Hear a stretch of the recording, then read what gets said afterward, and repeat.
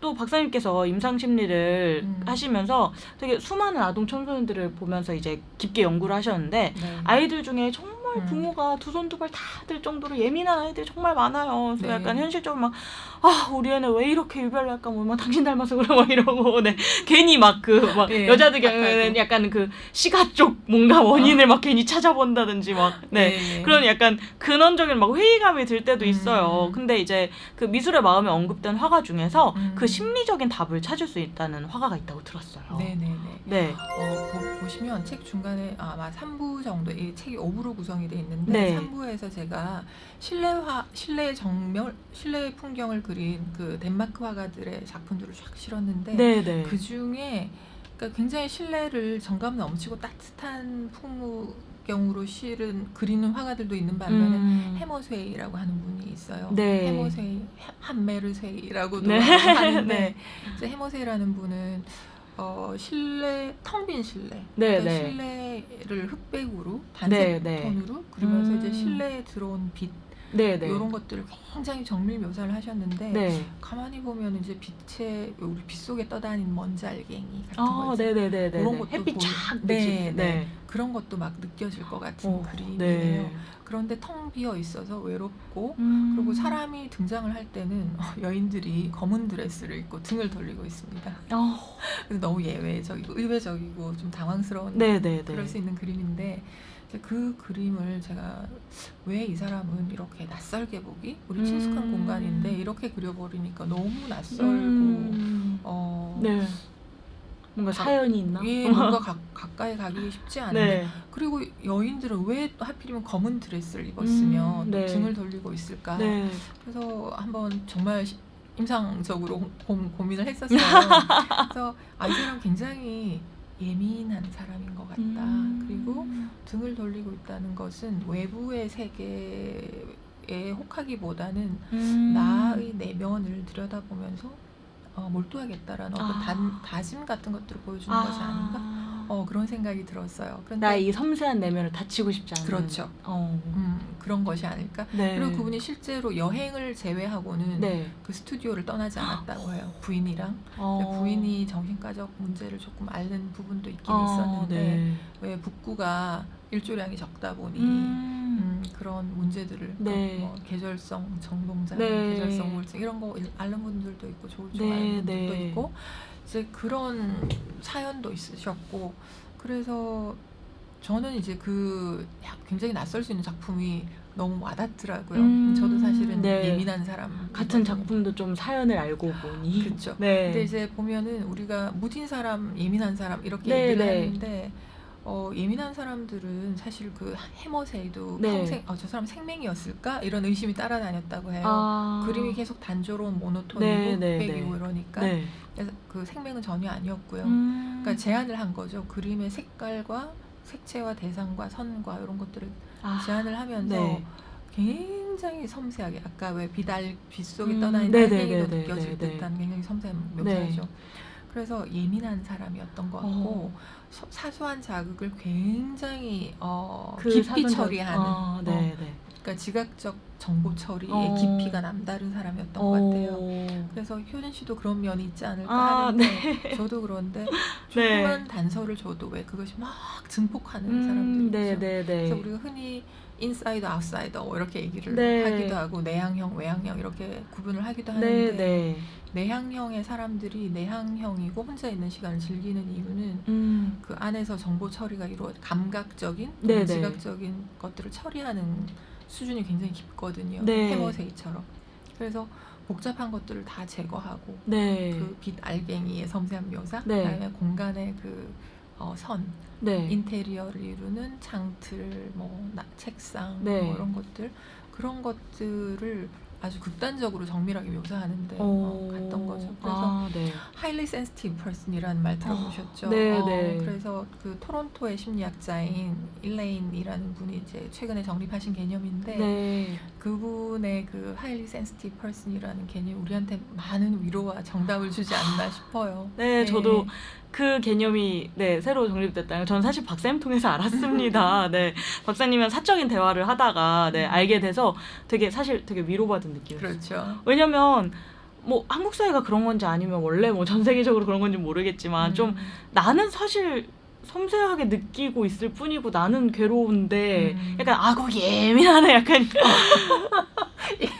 그렇게 취급을 해버리고 약간 정신력의 문제지 막 약간 이래서 약간 예민해도 예민하다 표현하지 못하고 내가 잘못된 것만 갖고 그런 시선들이 있고 사실 어른도 그런 부분이 힘든데 아이들 때는 그 모든 자극이 더 괴롭고 힘든데 막 말로 표현도 못하는데 예민하네 막 이러고 애가 유별나가지고 피곤해 막 이런 취급을 당하면 맞아 제가 그러면서 컸어요. 얼마나 그게 본인은 또 마음이 상처죠. 아프고 힘들었을까 막 이런 생각이 드는데 그거를 이제 아예 원래 그런 사람들이 있는 거야 라고 그냥 규정을 빵 해주니까 마음이 편해요. 나 그냥 highly sensitive person이었네? 이러니까 마음이 좀 편해요. 그러니까 난 남들보다 정보 처리, 지각적, 그러니까 외부로부터 받아들인 정보를 난 굉장히 깊게 처리하는 사람이었어. 그런 거죠. 근데 그런 사람들이 상황이 주어졌을 때는 훨씬 큰 일들을 할 수 있는 거죠. 우리가 지구의 평화를 가져왔다든가 세상을 바꾼 과학자, 발명가들이 파티장에서 탄생하진 않았잖아요. 그렇죠. 고독의 시간과 또는 자기가 받아들인 정보를 나름대로 통합하고 융합하고 해석해서 세상에 도움이 되는 방식으로 내놓기 위한 그 과정들을 다 겪었던 것이고 그것이 크게 성공적이었을 때는 위인이 되는 것이고 우리 누구나 일상에서 그런 과정들을 겪는 거 아니겠어요? 그러니까 뭐 예민하네, 뭐 유별나네 이렇게 낙인을 찍는다기보다는 어머 너는 넌 남다른 정보 처리 능력을 가졌구나. 넌 지각 능력이 굉장히 뛰어나구나. 영웅이 될 수 있는 인자구나. 너는 너만의 시간이 필요하겠구나. 너만의 시간과 공간을 내가 인정해주겠어. 그렇게 주위에서 반응이 오면 본인도 되게 그러면 좀 상처받고 내가 이상한 아이라는 생각을 하지 않고 크는 데 있어서 굉장히 도움이 되겠어요. 그렇죠. 부부 사이에도 그렇고 부모 자녀 간에도 그렇고. 뭐 당신은 왜 이렇게 사람이 막 이런다기보다는 굉장히 뭐 잠재력이 있어. 그래 뭐라도 크게 해내겠지 이러면서 좀 약간 마음에 서로가 조금 덜 다치고 그럴 수 있다는 거. 그래서 저도 그랬어요. 저도 예민한 아이라는 말을 많이 들어서 엄마한테 밖에 나가서는 아니고 엄마 굉장히 활달하신 분이셨는데 저랑 성격이 좀 안 맞았던 모든 딸들의 숙제, 엄마와의 관계 그런 거 아니겠습니까? 근데 생각을 해봤더니 그 엄마와 저와의 그 안 맞는 부분이 그런 것이었죠. 엄마는 어떻게 보면은 털털하고 저도 털털한 면은 있어요. 굉장히 그러시죠. 굉장히 털털한데 이제 엄마는 정보 처리의 수준이 얕으신 것이었죠. 그래서 반면에 저는 굉장히 그래서 엄마도 인정을 하셨던 게 너는 감성이 뛰어나서 넌 작가가 돼야 될 것이다. 그런 말씀을 하셨어요. 어려서부터. 그래서 저는 받아들이지 않았지만 근데 이제 엄마가 보시기에 제가 조금 그런 예민한 부분을 아시기는 아셨던 것 같아요. 좋게 펼쳤을 때 그렇게 갈 수 있지 않을까. 그런데 엄마도 엄마이시다 보니 당장은 힘드셨던 거죠. 또 남동생들도 있고 아이가 하나가 아니라 아이가 셋인데 각자의 다른 취향을 존중해주기엔 좀 바쁘셨던 것 같아요. 그럼요. 지금 우리 엄마들 3남매 그렇죠. 키우려는데 큰 딸이 좀 약간 묻어나면 좋겠건만 묻어나는데 뭔가가 있는 것 근데 같아. 또 그 약간 섬세함이 또 그 어머니도 이해하려 하지만 현실적으로 또 알기는 알겠으나 나는 지금 너 받아줄 여력이 없다. 뭐 그러셨던 것 같아요. 그러니까 또 그런 이제 소위 말하는 약간 예민한 그런 사람과 약간 소위 말하는 묻어난 그런 사람은 무딘 그런 사람은 약간 뭐 장점과 단점이 각자 있는 거네요. 그렇죠. 그래서 제가 굳이 제 사례를 저의 과거를 말씀드린 이유는 그러니까 이해하시기 쉬운 사례가 되지 않을까 하고요. 그래서 어머니들 힘드시겠지만 아이가 까탈스럽다, 뭐 예민하다 그러면 여유와 공간을 주세요. 아이가 처리하고 스스로 나올 수 있도록. 그래서 다그치고 밀어붙이지 말고 그리고 이제 차분할 때 차분하게 얘기를 하면 아이들도 표현을 다 할 수 있거든요. 그리고 말이 어려우면 그리게 하세요. 그림을 우리 좋은 수단 있잖아요. 그래서 그림을 그리게 하면서 이렇게 얘기를 풀어가면 아이들은 반드시 단서를 던지거든요. 말로 못하면 그림으로라도. 그래서 어머니들이 조금 더 섬세하고 노력을 조금 더 기울이실 필요가 있을 것 같아요. 그래서 우리 아이가 정말 너무 힘들다 그럴 때는 아이의 특성과 엄마의 특성 차분히 생각해 보시고 맞는 점과 맞지 않는 점. 네. 그래서 이렇게 쭉 풀어보면은 어머니들도 다 답을 찾으실 수 있을 거라고 저는 믿습니다. 네, 알겠습니다. 네, 오늘 박사님 모셔서 그 신장 미술의 마음에 대한 이야기도 또 듣고 또 박사님의 약간 알려지지 않았던 개인적인 개인적이지만 사실 또 많은 그 여자들이 엄마들이 또 공감할 만한 어떤 동방육아와 경단녀로서의 과거 그리고 그걸 이겨내시고 또 지금 박사님이 저 베스트셀러 작가가 되신 이런 모습을 보면서 많은 어머니들에게 용기도 주셨고 또 미술 작품을 통해서 우리 아이가 왜 이렇게 막 예민한가 고민하는 그런 부모님들에게 또 많은 그 뭐랄까 위로와 또 약간 어떤 문제 해결 방법까지도 제시해 주셨습니다. 저는 사실 제가 이제 유토피아를 진행하고 있어서 그런지 몰라도 박사님 작품을 보면서 좀 개인적인 욕심이 났어요.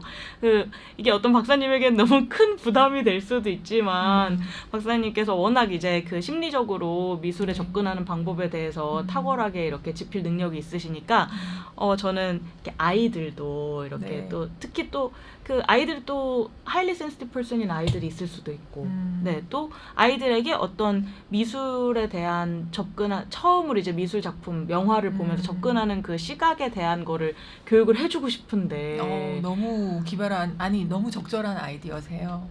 네, 그런 또 그 약간 저 같은 경우에도 미알못이기 때문에 미술 잘 알지 못하므로 아이에게 명화를 보여줘도 약간 어떻게 설명해줘야 될지 좀 어렵기도 해요. 그래서 아이들이 좀 볼 수 있게끔 약간 이제 그림이 이렇게 크게 이렇게 막 설명도 쉽게 나와 있고 또 약간 부모가 약간 이렇게 보고 이렇게 좀 약간 이건 말이야 이러면서 약간 쉽게 아는 체 할 수 있는 그런 부모를 위한 해설서도 딸린 그런 책을 박사님께서 내주시면 좋지 않을까 하는 너무 좋은 아이디어세요. 네네네. 네, 저 그런 약간 조금의 그런 욕심이 생겼습니다. 그래서 박사님께서 또 진짜요? 그럼 너무 좋을 것 같아요. 전 진짜 너무 그거 나오면 제가 1번으로 구매하고 싶습니다. 내가 우리 또 하준이 학염이를 위해서. 네, 그래서 박사님께서 이제 또 곧 이제 8월이면은 또 귀국을 다시 미국으로 돌아가시는데 그래서 미국에서 혹시 차기작을 꿈꾸신다면 개인적으로 욕심 내보고 싶습니다. 만약에 많이 도움을 주세요, 정보를. 혹시 만약에 출간으로 이어지거나 그렇게 된다면 저희 또 유토피아 분들에게 피아님들에게 빨리 알려드리게끔 제가 한번 시도해 보겠습니다. 진짜 너무 그 베스트셀러 작가이기도 하지만 미국에 계시기 때문에 이렇게 저랑 이렇게 같이 앉아서 이렇게 인터뷰하는 자리를 만들기가 정말 쉽지 않았는데 오늘 시간 내주셔서 정말 너무 감사합니다. 저 효준 씨 너무 멋있어서 매력적이고 성격이 너무 좋으셔가지고 아이들도 너무 귀엽고. 박사님께서 실제로 저희 집에 한번 찾아주셨어요. 저희 아이들 보면서 이렇게 그 박사님께서 이렇게 옛날을 생각. 힘들었던 이 시간이 끝이 날까 막 인고의 시간을 보냈었는데 그 어느덧 끝이 났잖아요. 그래서 아이들 보면서 형제들 보면서 저 옛날에 아이들 키울 때 그 감정을 잠시 돌이켜보고. 저는 또 워낙 아드님들을 외모도 뭐 키도 막 185예요 아드님이 막 외모도 훤칠하고 막 바이올린도 잘 켜 뭐 하실 수 공부도 막 있어요. 그거 보니까 저는 또 사실 너무 부러운 거예요. 다 이뤄놓으신 박사님이. 저도 10년 후에는 다 하실 수 있어요. 그래서 저도 박사님의 어떤 기운을 팍팍 받아서 더욱 열심히 하도록 감사합니다. 오늘 출연해 주셔서 감사합니다. 감사합니다. 회장님들 그러면 우리 또 봬요. 안녕. 행복하시고요.